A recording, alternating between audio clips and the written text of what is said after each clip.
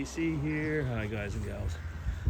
Well, hope you're all well. It is Monday, and it's been a Monday, well, 3 weeks since I've done probably the last time I did a tag video, and I was away, as most of you know, in Canada. We went to my mother-in-law's funeral and stayed over for a few extra weeks. Yes, but now we're back and just finished doing Jasmine's tag, and now it's time for Dave Nicholson's last Saturday tag, the 7-question tag. Hi there, Dave. Hope you're well, and let's get right into it. So, question 1. Why are you you? Why not? Oh goodness. I'm me because of a bunch of circumstances, I guess. Born and bred in a bilingual family. Living in a foreign country.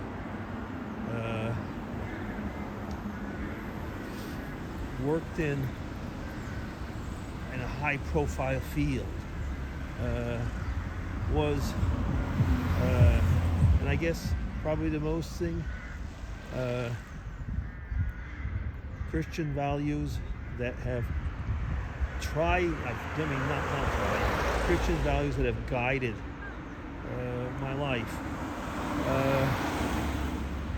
And I'm me because that's just the way I am.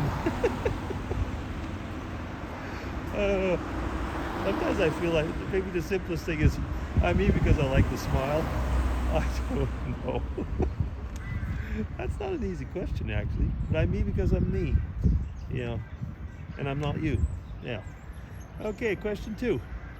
If you haven't achieved it yet, what do you have to lose? I'm supposed to answer that one now. Let me see. If I haven't achieved it yet, what do I have to lose? At my age, everything that I probably would have wanted to achieve, I have, and everything that I can't, or everything that I haven't achieved, I won't be able to, be it for physical or economical reasons or whatever. If you haven't achieved it yet, what do you have to lose? I guess actually what I hadn't achieved yet would be quite a few things on my bucket list, amongst others, traveling maybe to Australia and New Zealand. And that ain't gonna happen. Just simply for main reason would be financial reasons. Yeah. So what do I have to lose? It would be my bank account, I suppose. Is that an ambulance or police? That was the ambulance. Okay. Question 3. What 3 words would you use to describe the last 3 months of your life? Let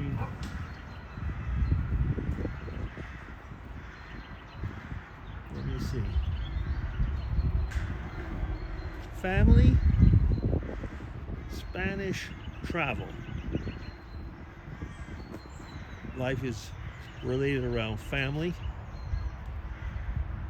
and for me, family is a very important one. I'd have to throw in, I'll have to throw in 4 words because family and church kind of go all together.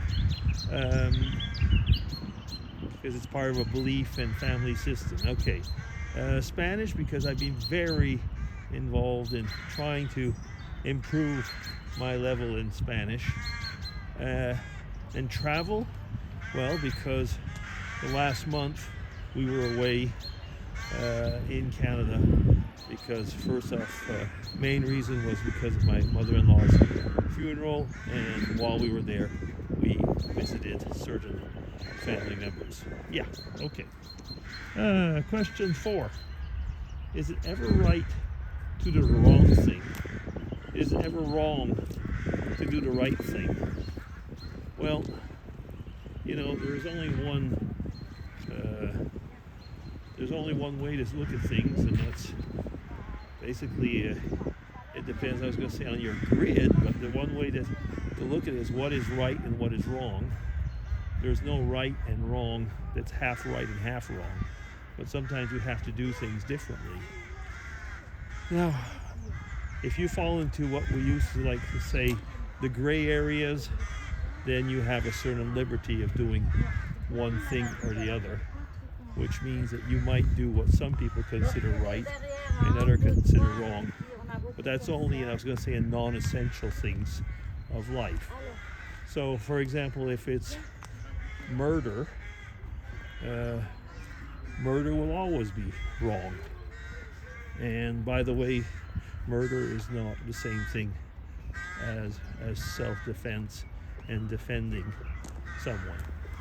You know, so there you are. You're already in it's not a gray zone, but it could be that the act will be the same act, but not with the same intent. Yeah, so I'm not going to be able to answer that one more than that, but I think you do see where I am going on that one. Okay, is that question 4? Yeah, so we're up to question 5. How would you describe freedom in your own words? Freedom. Freedom is, as we all know, it's something that's fleeting and doesn't actually really exist. You're free to be who you are, and yet you're probably not free to act on everything that you would want to.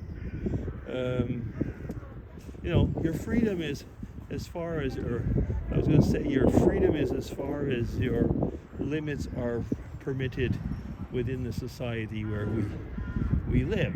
So, how do I define freedom in my own words?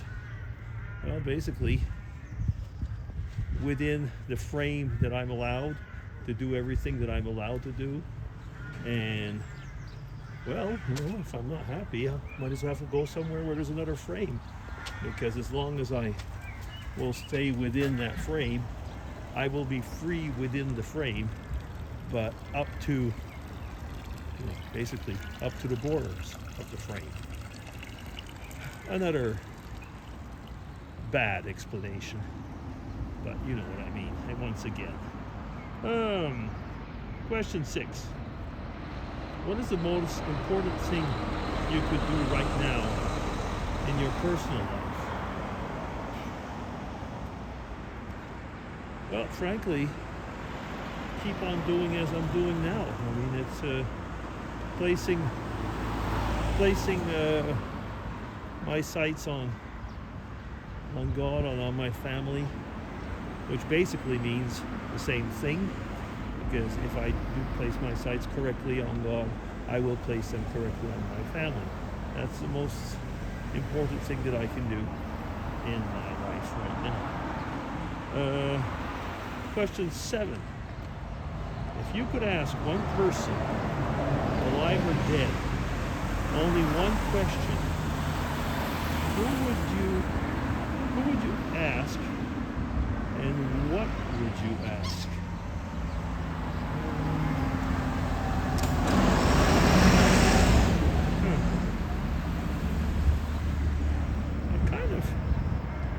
I don't know what I'd ask. Frankly, I don't know what I'd ask. But I wouldn't mind having, you know, just simply some more time with my dad.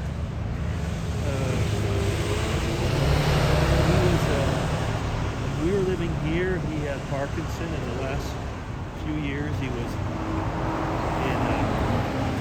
in a special residence. And especially the last few months, you know, he wasn't, well, the last few years, he just basically wasn't who he was when he was younger. And my dad was a good storyteller. I mean, he would tell us about family stories. And I think I'd ask him. Yeah, I'd be with my dad and ask him. I'd ask him to tell me a few stories. Yeah.